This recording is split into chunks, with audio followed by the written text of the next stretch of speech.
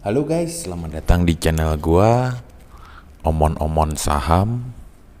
Nah, di video kali ini gua akan share mengenai capital gain dan dividen ya guys ya. Jadi dua return yang lo dapetin dari saham itu adalah capital gain atau dividen guys. Nah, manakah yang paling menguntungkan buat kita? Apakah kita harus pilih capital gain atau dividen? Nah, ini guys, menurut gua guys ya, kalau menurut gua itu capital gain itu lebih menguntungkan dibandingkan dengan dividen guys ya. Lalu buat apa ada dividen ya? Dividen ini sangat penting guys. Dividen ini sebagai indikator guys ya. Kalau gua itu menjadikan dividen itu sebagai indikator bahwa perusahaan ini itu pengelolanya benar gitu guys ya.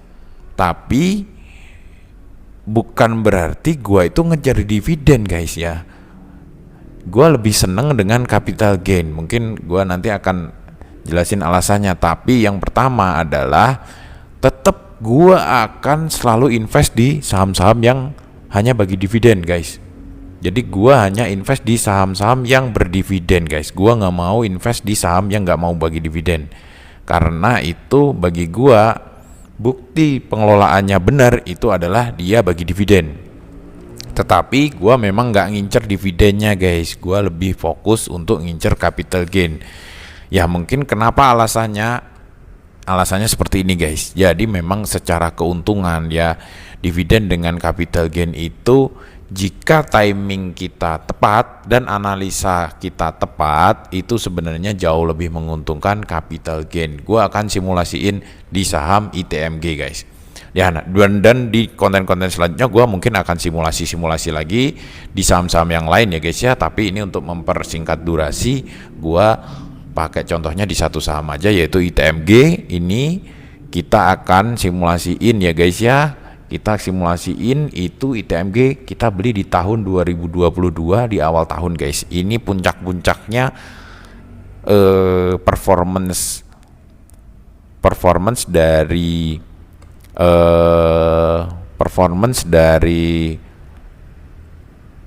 perusahaan batubara ya guys ya. Perusahaan batubara itu puncaknya di 2022. Kita ambil simulasi ya, kita beli waktu itu harganya di 20 ribuan ya guys ya, di Januari ya guys ya, di 20 ribuan.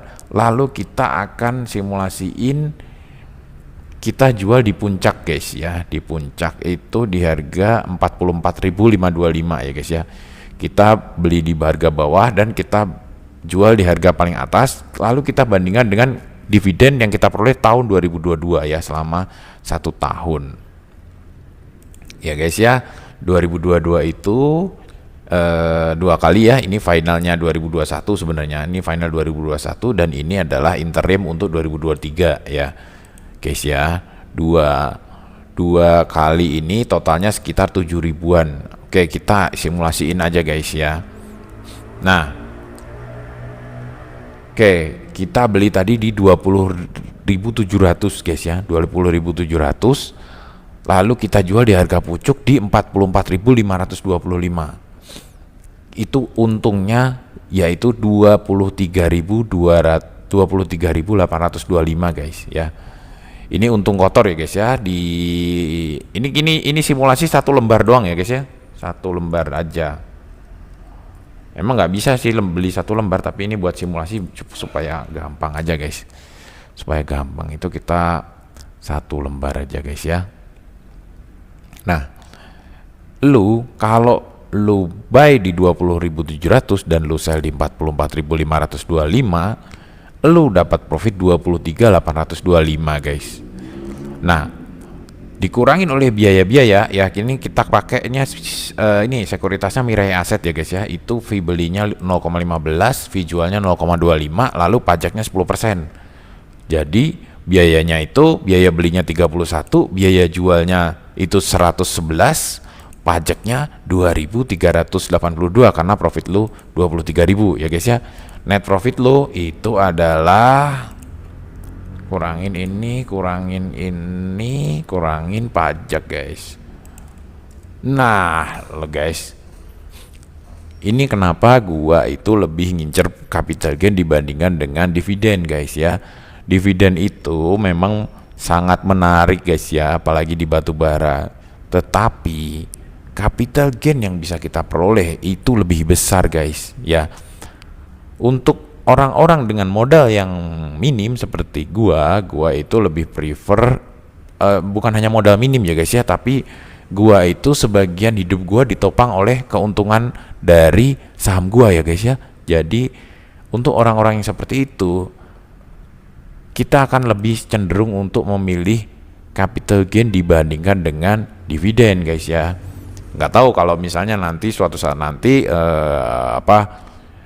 portfolio gua udah luar biasa besar dan cukup dividennya udah cukup untuk pensiun, ya gua akan beralih ke dividen ya guys ya. Tapi untuk saat ini dengan modal yang kurang besar itu lebih bagus kita untuk mengejar di capital gain-nya ya guys ya.